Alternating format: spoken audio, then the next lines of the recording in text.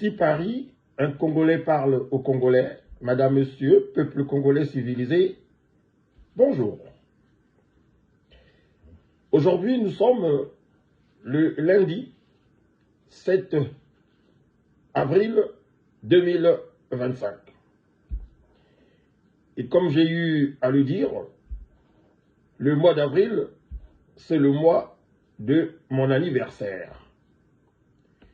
Et pour marquer ce mois d'une pierre blanche, il arrive que je fasse des clins d'œil à certains concitoyens qui, je pense, méritent qu'on leur accorde une attention particulière pour la qualité du travail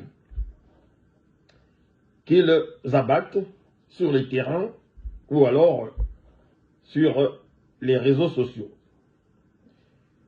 Personne n'ignore que j'ai pour habitude de vous présenter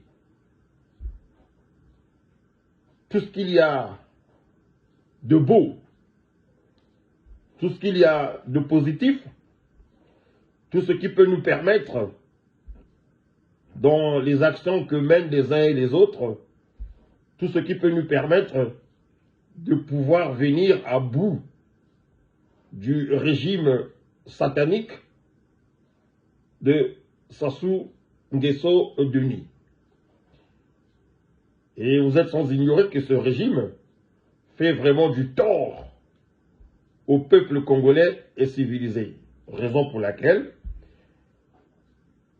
il arrive que je fasse des éléments, des sujets de conscientisation, des sujets dans lesquels je tire à boulet rouge sur les méfaits spectaculaires, je dirais, et regrettables que ce régime moribond a tendance à laisser poindre. Donc, je voulais faire un clin spécial à un monsieur qui, je trouve, est très déterminé, motivé, un monsieur qui a sa tête entre les deux épaules, un monsieur qui n'a pas froid aux yeux. De qui s'agit-il? Je ne vais pas vous faire languir longtemps.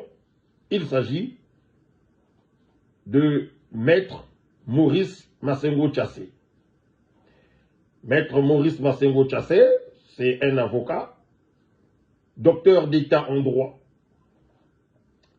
qui me marque. Sincèrement, je préfère vous le dire. Je le suis depuis un moment au travers de sa chaîne YouTube intitulée Vidéo FRTDH, entendez par là, Forum Radio-Télévision des droits de l'homme. Dans ses sorties médiatiques, dans ses émissions, franchement, j'en apprends toujours un peu plus chaque fois que je m'y connecte. Surtout en matière de droits de l'homme, j'avoue que l'homme est calé. Il a la maîtrise de son sujet et cela est toujours intéressant de suivre ce genre de personnes parce que nous pouvons en tirer quelques faits qui peuvent nous être bénéfiques, même sur le plan intellectuel. Lorsque vous avez affaire à des sachants comme ça, il faut savoir leur rendre hommage. Pas plus tard que hier, j'ai été encore flatté par le savoir-faire de ce monsieur, par ces révélations qu'il met à notre disposition, nous, peuple congolais, afin de nous aider à ouvrir les yeux, histoire certainement de nous permettre de ne pas mourir idiot. Hier, dans son émission du dimanche, si ce n'est samedi, en tout cas je l'ai suivi, cette émission hier dimanche, une émission intitulée, je pense, Sassou Nguesso, serait à l'origine de l'assassinat par... Voilà, Sassou Nguesso inflige un assassinat par empoisonnement à Boussa Matoko, alias Kazis. Ça doit être l'intitulé de l'émission, mais ben, je pourrais y revenir un peu plus tard. Bon, c'est pas le plus important. Donc, au cours de cette émission, Maître Massengo Tchassé nous fait une révélation fracassante. Vous savez, dans des pays sérieux, comme le Mali, comme le Burkina Faso, comme le Niger, où les peuples sont des peuples qui savent combattre, se battre pour leur liberté, cette révélation aurait eu un impact négatif pour le régime en place. Bon, qui sait, peut-être que cela arrivera un jour. En tout cas, dans cette révélation, dans cette émission, pardon, il divulgue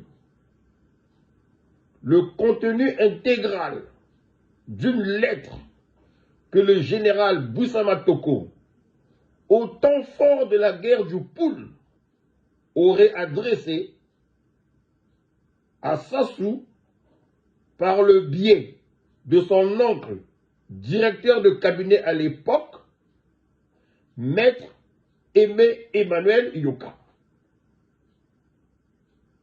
C'est vous dire l'importance de cette lettre que Boussa Matoko a adressée à son ami, parce que Sassou c'était un grand ami à Boussa Matoko. Des grands amis, des très grands amis, des potes. Donc Boussa Matoko se retrouve en mission de conciliation avec les ninjas qui étaient dans le pool. Et il se trouve bloqué là-bas. Il adresse donc une lettre à son ami Sassou. La lettre est envoyée à Maître Aimé Emmanuel Yoka, comme je viens de le dire, qui occupait les fonctions de directeur de cabinet de son neveu, Sassou Denis. Et dans cette lettre, comme c'est le grand frère de mon ami, c'est mon grand frère, donc dans cette lettre, il parle d'un certain Grand Emma. Grand Emma, c'est Aimé Emmanuel Yoka. Écoutez, je vais vous laisser suivre Maître Maurice Massengo Tchassé nous lire l'intégralité de cette lettre et après, chacun pourra se faire une opinion, mais moi je reviendrai pour un mot de la fin. Écoutons Maître Maurice Massengo Tchassé. À vous. Alors je commence donc la lecture de cette lettre. Grand Emma, je suis très heureux que tu retrouves ton ancien poste. J'espère et le souhaite ardemment que les choses seront désormais recentrées avec ton dynamisme et ton discernement des situations difficiles. En ce qui me concerne, je suis dans le pool aux côtés du pasteur Ntoumi. Comment et pourquoi y suis-je venu? Le président aurait dit à Gérard Bissine de régler l'affaire Ntoumi dans le cadre du pool.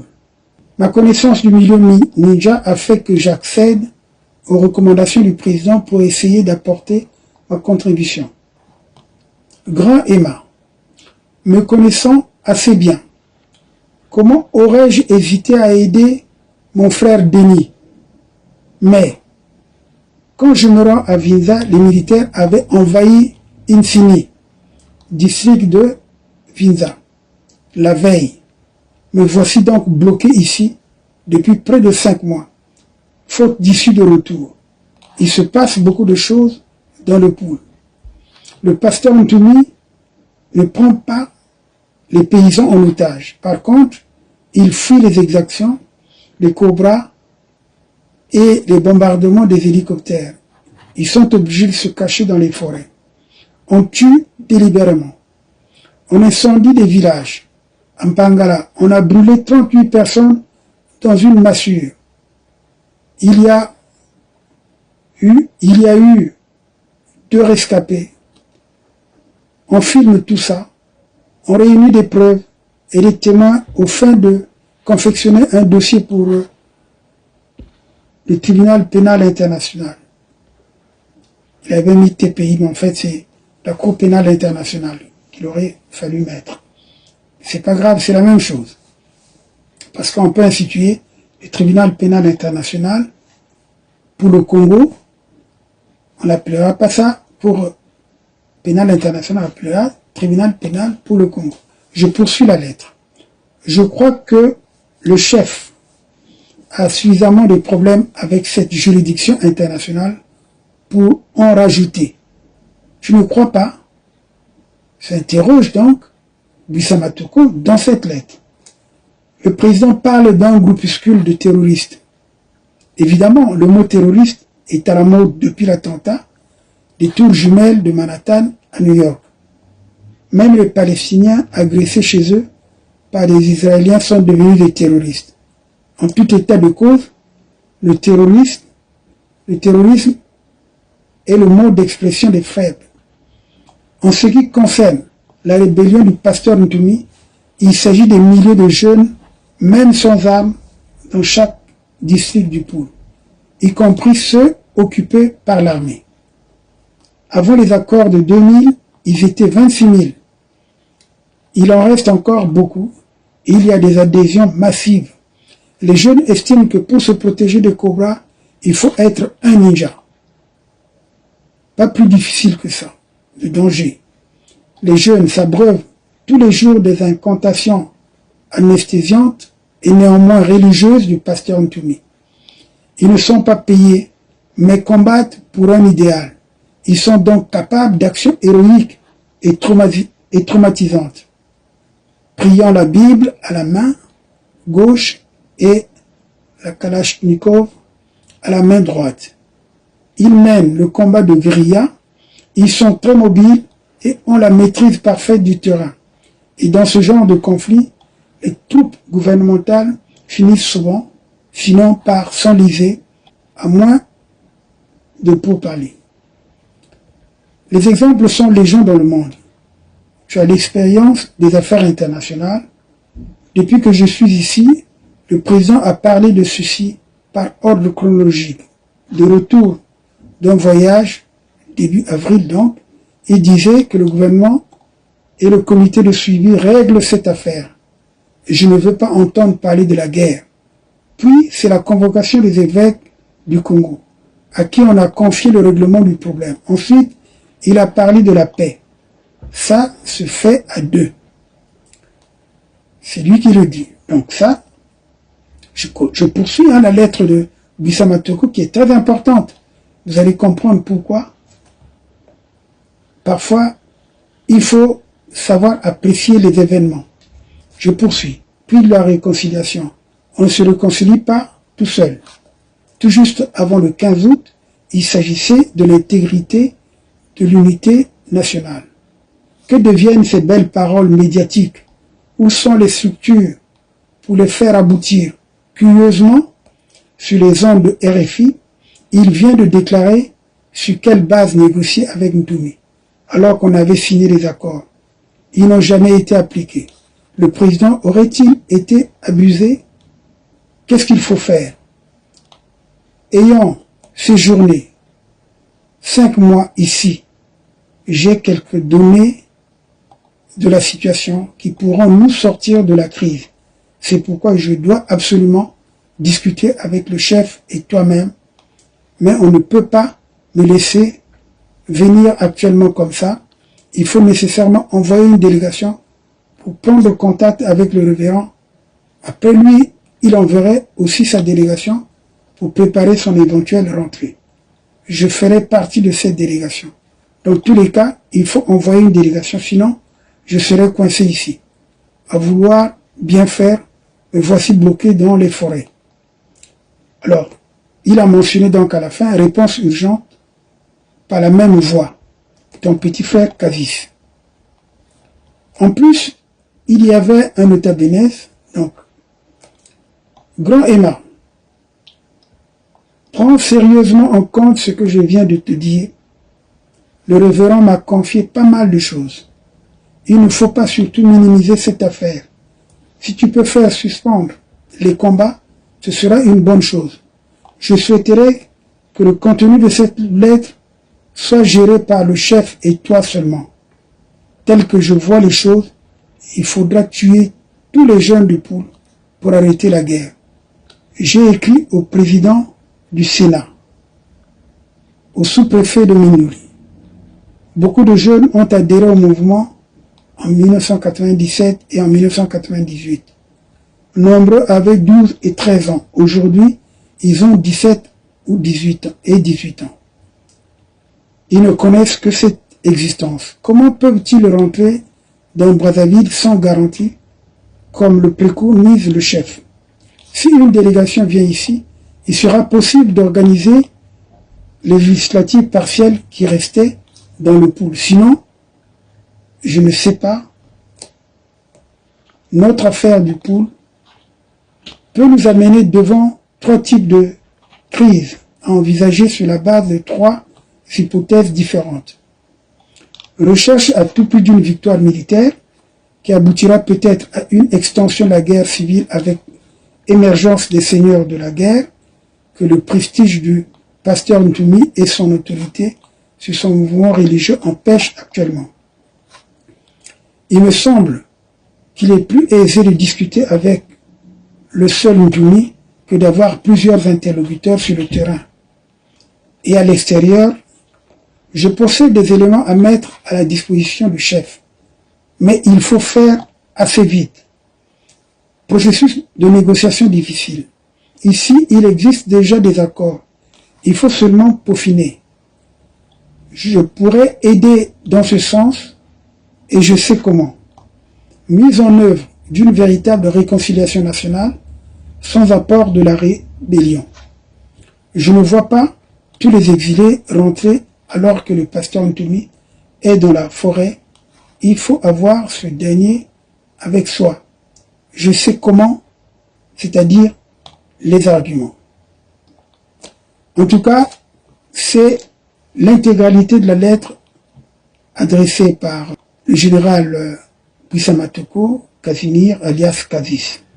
Voilà, Madame, Monsieur, peuple congolais civilisé, lorsqu'on a écouté ça,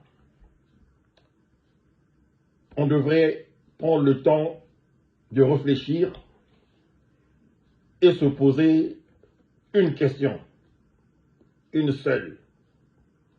En tout cas, moi, de mon côté, des formations professionnelles obligent, je me suis posé la question. Est-ce qu'un tel homme, Maître Maurice Massengo Tchassé, qui prend son courage à 2 mains pour faire de telles révélations, et ce ne sont pas les premières, concernant Sassou, est-ce qu'un tel homme peut être à la fois le pion, le sujet, l'homme à tout faire, le bras droit? Je ne sais pas trop de Sassou. Non. Franchement. Est-ce que nous pouvons accuser cet homme d'être un traître pour la résistance? Nous pouvons dire que cet homme travaille pour Sassou contre la résistance? Non. Ce n'est pas possible. À moins qu'il soit suicidaire. À moins qu'il soit suicidaire. Parce que dire de telles choses face caméra et ensuite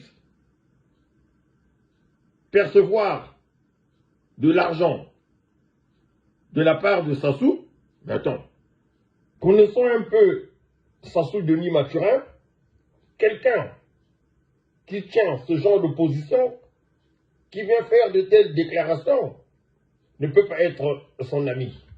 Non, non, non, c'est pas possible. Sur ce, en tout cas, Maître Maurice Massengo Tchassé, de là où vous vous trouvez, je vous présente mes civilités et je redis, mention spéciale pour le travail que vous abattez, pour ce travail de conscientisation, pour ce travail d'archives historiques que vous êtes en train de laisser pour le futur, à l'avenir, aux nouvelles générations. Oui. Ce qui est intéressant, c'est que votre travail est archivé, il est documenté. Vous présentez des pièces qui nous amènent à accepter, à admettre que vous faites du bon au travail. Félicitations une fois de plus. Et je souhaite une excellente semaine au peuple congolais civilisé, aux Congolais qui savent aimer leurs semblables, aux Congolais qui ne s'attardent pas sur les futilités, des racontards, non, des Congolais qui prennent le temps de réfléchir pour se faire une opinion exacte sur un individu, sur un être humain, sur un responsable, sur un cadre qui, à preuve de contraire, a fait ses preuves. Aux personnes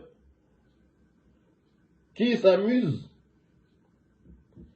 à ne pas comprendre la personnalité de Maître Maurice Massengo Tchassé, je dis simplement que c'est triste. Ça manque un peu d'humanisme. Seules les personnes à l'esprit troublé pensent que Massengo Tchassé n'est pas celui qu'il nous présente lorsque, dans ses émissions, il s'ouvre, il ouvre son cœur, il dit tout à haute et intelligible voix. Je suis l'indigné Elvis Karel Kakou, je vous dis ciao.